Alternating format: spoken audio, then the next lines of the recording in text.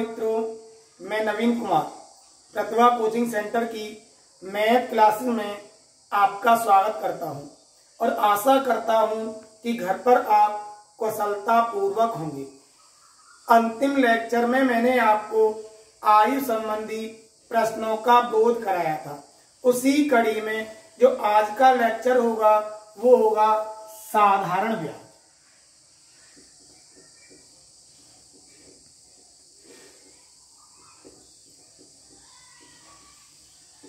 साधारण ब्याज।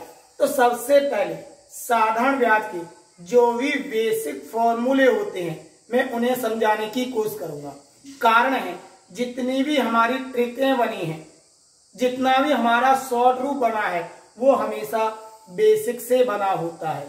कोशिश करेंगे कि हम किसी भी प्रश्न में बेसिक फॉर्मूले का यूज ना करें और प्रत्येक प्रश्न को मात्र 2 से 3 सेकंड में हल कर दें। लेकिन सबसे पहले जो मूल होता है वो हमारा बेसिक कॉन्सेप्ट होता है। अगर हमारा बेसिक कॉन्सेप्ट ही क्लियर नहीं होगा तो हमारा मैथ पूरी तरह से क्लियर नहीं होगा। कोई भी चैप्टर हो, अगर हमें बेसिक कॉन्सेप्ट आता है तो शॉर्ट प्रारूप तो अपने आप आ जाएगा। अगर शॉर्ट प्रारूप आता है और बेसिक नहीं आता है तो हम प्रत्येक सवाल को हल नहीं कर सकते हैं। अगर हमें प्रत्येक सवाल को हल करना है और मैथ में पूरी तरह से पारंगत होना है तो हमें शॉर्ट मेथड के साथ साथ बेसिक कॉन्सेप्ट पर भी ध्यान देना होगा। तो सबसे पहले बेसिक कॉन्सेप्ट संबंधी फॉर्मूले लेते हैं। तो सबसे पहले क्या आता है? साधारण ब्याज। साधारण ब्याज को हम एसआई बोल देते हैं। एसआई का मतलब सिंपल इंटरेस्ट। तो ये होता है PRT/100, यानी साधारण ब्याज बराबर मूलधन गुणा दर गुणा समय अपॉन 100।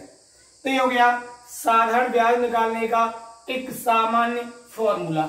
अगर हमें साधारण ब्याज दे रखा है, रेट दे रखी है, टाइम दे रखा है, प्रिंसिपल वैल्यू पूछिए तो आराम से यहां पर पुट करके निकाल सकते हैं। दूसरा होता है RT बराबर 100 n-1।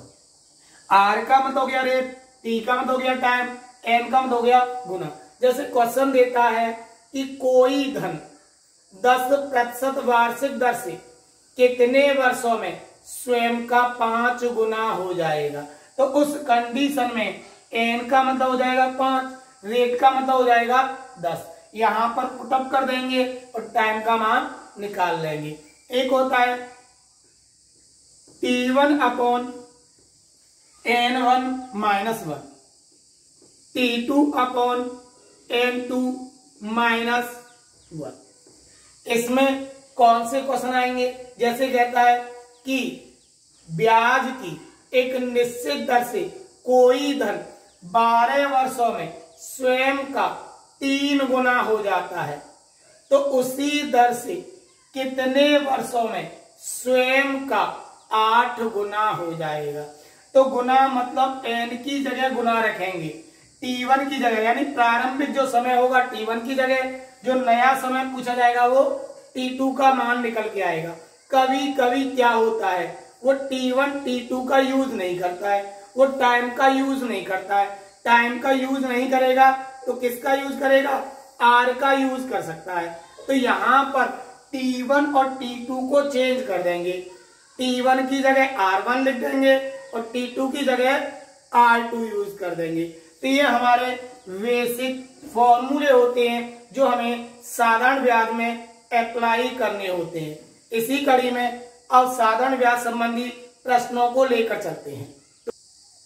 पहला क्वेश्चन देखते हैं। तो क्वेश्चन क्या है? किसी धन का 5% वार्षिक दर से 6 वर्ष का साधारण ब्याज 450 रुपए है, तो मूलधन क्या होगा? एक तो हम यूज कर सकते हैं SI बराबर PRT/100। हमेशा अगर आपको सिंपल करना है तो इतना ध्यान रखें, प्रत्येक मान अपने में 100% होता है। प्रत्येक मान अपने में 100% होता है। जो RT होता है वो होती है उसकी ब्याज। अगर 100 और RT दोनों को जोड़ दे तो वो हो जाता है मिश्र धन। तो हमारा ब्याज होगा वो कितना होगा, 5-30% होगा। और 30% की वैल्यू हमें कितनी दे रखी है, 450। हमसे क्या पूछा है, मूलधन। मैंने क्या होता है, प्रत्येक मान अपने में कितना होता है, 100%। यहां से इसे काटा, 3 से गया 15 बार, आंसर कितना आ गया, 1500। यही हमारा आंसर है। तो मूलधन क्या होगा, 1500 होगा। नेक्स्ट क्वेश्चन देखते हैं।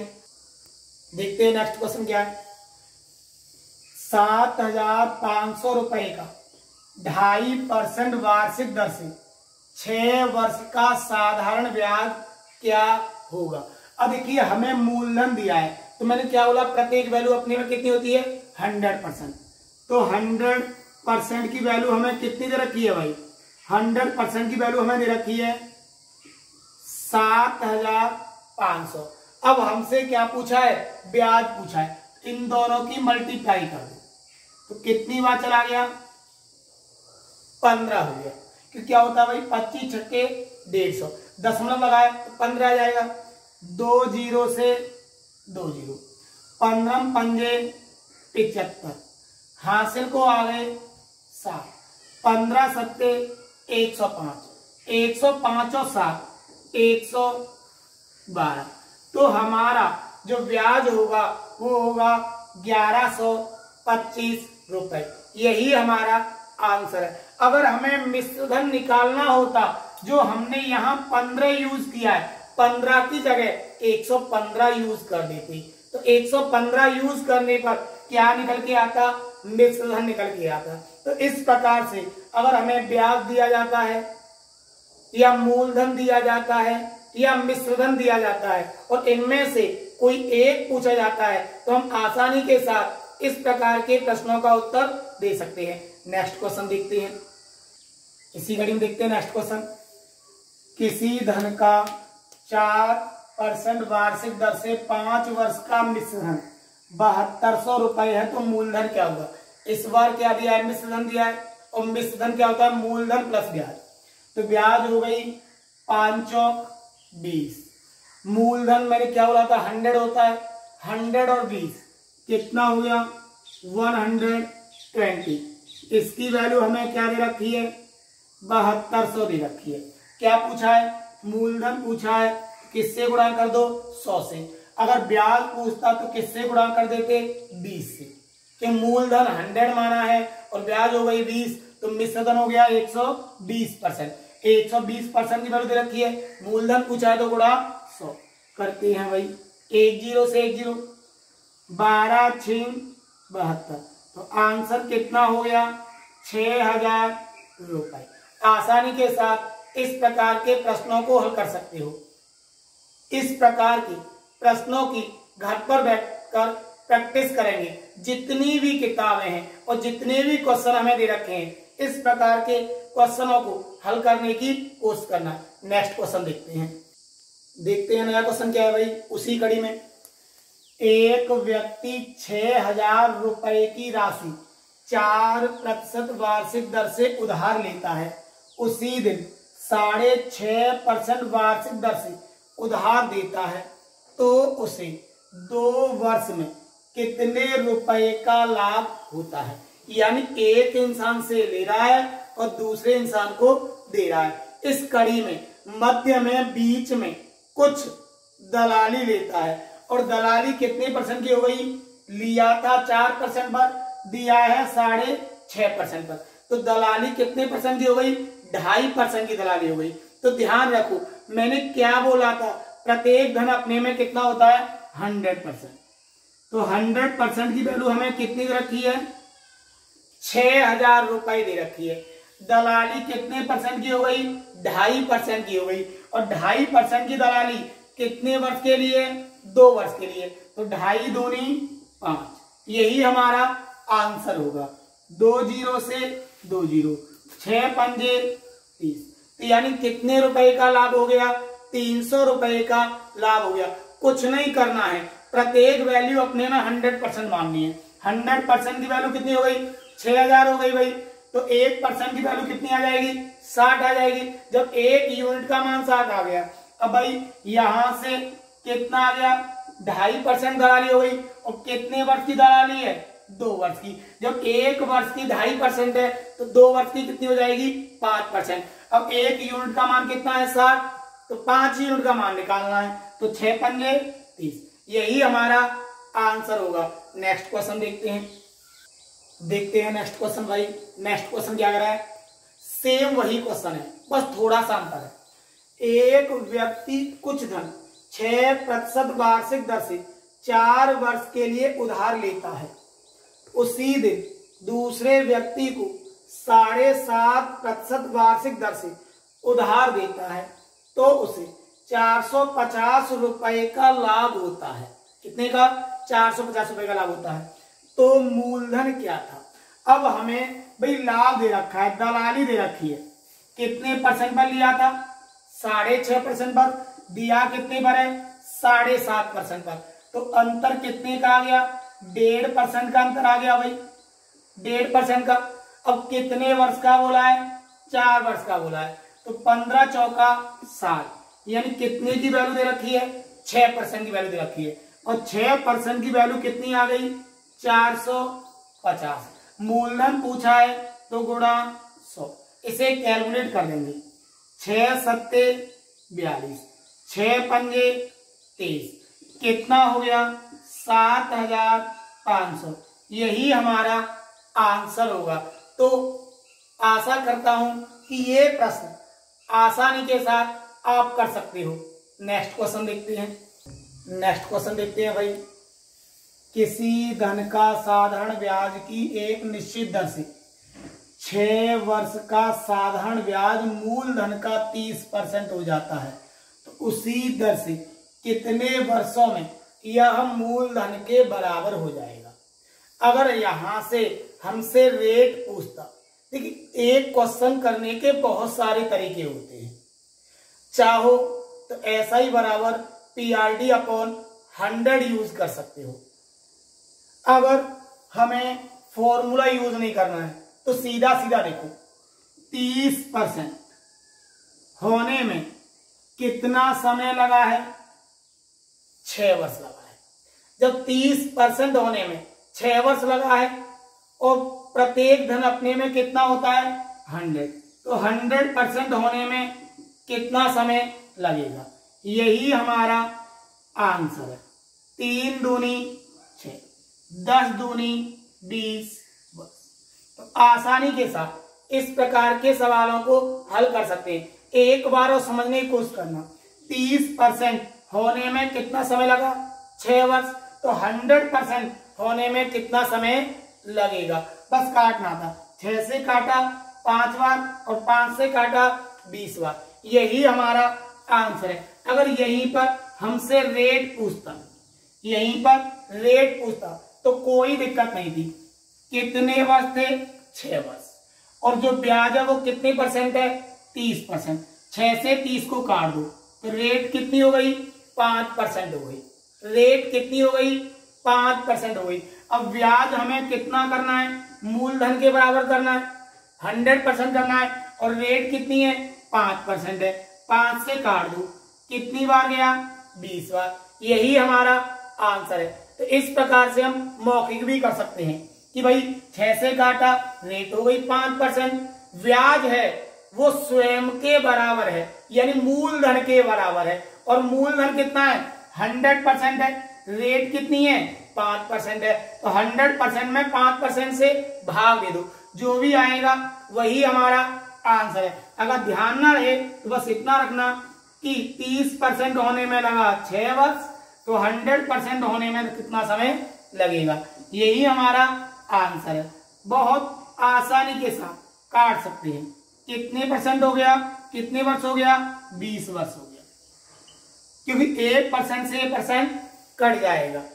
नेक्स्ट क्वेश्चन देखते हैं। इसी कड़ी में देखते हैं नेक्स्ट क्वेश्चन। सेम वही क्वेश्चन है, करने की कोशिश करें। किसी धन का 8 वर्ष का साधारण ब्याज मूलधन का 40% है, तो 40% होने में कितना समय लगा है? 8 वर्ष लगा है। तो बोला है कितने वर्षों में यह ब्याज मूलधन का 2 गुना, अगर मूलधन के बराबर होता तो 100%, मूलधन का 2 गुना बोला है, और मूलधन अपने में कितना होता है 100%, और मूलधन का 2 गुना, तो 100 का 2 गुना कितना हो गया 200। कर दो कैलकुलेट भाई, 8 पंजे 40, 5 से काट दो, 5 चौक 20, कितने वर्ष आ गया 40 वर्ष। यही हमारा आंसर है। अगर रेट कहता तो 8 से 40 में भाग दे दो, रेट कितनी हो गई 5%। देखते हैं नेक्स्ट क्वेश्चन क्या होगा। नेक्स्ट टाइप देखते हैं, कोई धन साधारण ब्याज की एक निश्चित दर से 12 वर्ष में स्वयं का 3 गुना हो जाता है, तो उसी दर से कितने वर्षों में यह स्वयं का 6 गुना हो जाएगा। तो मैंने एक फॉर्मूला लगवाया था, T1 upon N1 minus 1, T2 upon N2 minus 1। तो यहां T1 का मान क्या दे रखा है 12 वर्ष, N1 का मान क्या है 3, तो 3 में से 1 गया, T2 का मान हमें नहीं पूछा है, कितना गुना करना है 6 गुना, 6 में से 1 गया 5, 2 से काटा 6 बार, तो T2 का मान कितना आ गया 6 पंजे 30 वर्ष। यही हमारा आंसर होगा। अगर बाई चांस हमें फॉर्मूला याद नहीं रहता है तो देखिए एकदम सिंपल है, प्रत्येक का हमने माना 1 था, कितना गुना हो गया 3 गुना, और हमें कितना गुना करना है 6। भाई पहले हुआ है 3 गुना और हमें करना कितना गुना है 6 गुना, तो यहां से ब्याज कितनी हो गई 2, और यहां से ब्याज कितनी हो गई 5। अब 2 यूनिट की वैल्यू हमें कितनी दे रखी है 12 वर्ष दे रखी है। जब 2 यूनिट की वैल्यू 12 वर्ष दे रखी है तो 1 यूनिट की वैल्यू कितनी आ गई 6 आ गई। जब 1 यूनिट की वैल्यू 6 आ गई तो 5 यूनिट की वैल्यू कितनी होगी 5 × 30 वर्ष। यही हमारा आंसर है। आसानी के साथ इस प्रकार के प्रश्नों का उत्तर दे सकते हैं। एक और क्वेश्चन लेते हैं इसी प्रकार का, देखते हैं नेक्स्ट क्वेश्चन। भाई उसी टाइप का सेम क्वेश्चन है, करने की कोशिश करना। कोई धन साधारण ब्याज की एक निश्चित दर से 10 वर्ष में स्वयं का 2.5 गुना हो जाता है, तो उसी दर से कितने वर्षों में 5.5 गुना हो जाएगा। तो सबसे पहले कितना गुना हुआ 2.5 गुना हुआ, कितना गुना करना है 5.5 गुना करना है। यहां से अंतर कितना आया 1.5। 1.5 की वैल्यू हमें कितनी दे रखी है 10 दे रखी है। यहां से जो अंतर आया कितना आया 4.5, तो किसकी वैल्यू निकालनी है 4.5 की वैल्यू निकालनी है। पॉइंट से पॉइंट काट दोगे, 15 तिया 45, 10 तिया 30 वर्ष। यही हमारा आंसर होगा। तो गुने वाले जितने भी प्रश्न आते हैं आसानी के साथ इस टाइप से आप प्रत्येक प्रश्न का आंसर दे सकते हो, कभी कोई प्रॉब्लम नहीं होगी। नेक्स्ट टाइप लेकर चलते हैं। नेक्स्ट टाइप क्या देखते हैं। नेक्स्ट क्वेश्चन भाई कुछ नहीं है, साधारण ब्याज की दर 10% से बढ़कर 12.5% होने पर, यानी जो प्रारंभिक दर है वो 10% है, कितने परसेंट हो गई 12.5%, तो कितनी बढ़ गई 2.5%। कितनी बढ़ी 2.5% बढ़ गई। बढ़ जाने पर एक व्यक्ति को 250 रुपए वार्षिक मतलब 1 वर्ष में, तो गुणा 1 करेंगे कोई इफेक्ट नहीं पड़ेगा, 1 वर्ष में लाभ होता है। तो मूलधन ज्ञात कीजिए, तो इसका मतलब है 2.5% की वैल्यू कितनी हो गई 250 हो गई। प्रत्येक धन अपने में कितना होता है 100%। यही हमारा आंसर है। परसेंट से परसेंट काट दोगे, दशमलव हटाओगे, 0 लगाओगे, 25 से ये गया 10 बार, आंसर हो गया 10,000। यही हमारा आंसर है। अगर कहता 2 वर्ष में लाभ हुआ है तो यहां गुणा 2 कर देते, 3 वर्ष में लाभ बोला तो गुणा 3 कर देते, वार्षिक बोला है तो गुणा 1 करेंगे और 1 का कोई इफेक्ट नहीं पड़ता। इसी कड़ी में नेक्स्ट क्वेश्चन देखते हैं। नेक्स्ट क्वेश्चन क्या होगा, देखते हैं नेक्स्ट क्वेश्चन भाई। साधारण ब्याज की दर 6% वार्षिक से घटकर 6% वार्षिक से घटकर 5 सही 3/4, 5 सही 3/4 का मतलब हो गया 5.75, यही हो जाएगा भाई। 3/4 का मतलब होता है 0.75 हो जाने पर एक व्यक्ति को 75 रुपए वार्षिक की हानि हो गई। वार्षिक बोला है, हानि हो गई, तो मूलधन क्या होगा। प्रश्न को हल करने की कोशिश करिए। सेम वही प्रश्न है, अंतिम वाला प्रश्न जो मैंने अभी आपको हल कराया था। पहले क्या था 6%, अब कितना हो गया 5.75%, तो कमी कितने की हो गई 0.25% की कमी हो गई। तो 0.25% की वैल्यू कितनी रखी है 75। प्रत्येक वैल्यू अपने में कितनी होती है 100% होती है। तो परसेंट से परसेंट काट सकते हो, यहाँ 2 संख्याओं के बाद दशमलव है, दशमलव हटाएंगे तो 00 लग जाएगा, 25 तिया 75, तो आंसर कितना हो गया 30,000 रुपए। यही हमारा आंसर है। तो आशा करता हूं कि बिना किसी मेथड के, बिना किसी फॉर्मूले के आप इस प्रकार के सभी प्रश्नों को हल कर सकते हैं। नेक्स्ट टाइप देखते हैं एक और क्वेश्चन भाई। एक नया टाइप, साधारण ब्याज की एक विशेष दर से 4,000 रुपए का 4 वर्ष का मिश्रण 5200 रुपए है। तो मूलधन कितना है 4,000 रुपए और मिश्रधन कितना है 5200 रुपए। तो ब्याज कितनी आ गई 1200 रुपए। देखते हैं आगे।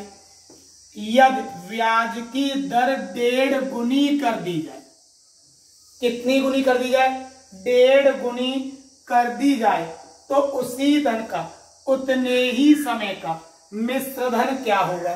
भाई एक तो है कि सबसे पहले हम रेट निकालें और रेट निकालने के बाद जितना गुना किया गया है उसे उतना गुना करें, उसके बाद पुनः ब्याज निकालें और ब्याज निकालकर उसे मूलधन में ऐड कर दें। इस प्रकार से अगर हम सवाल को हल करते हैं जो हमारी बुकों में दे रखे हैं, हल करते हैं तो हमें प्रश्न को हल करने में 1.5 से 2 मिनट का समय लगेगा।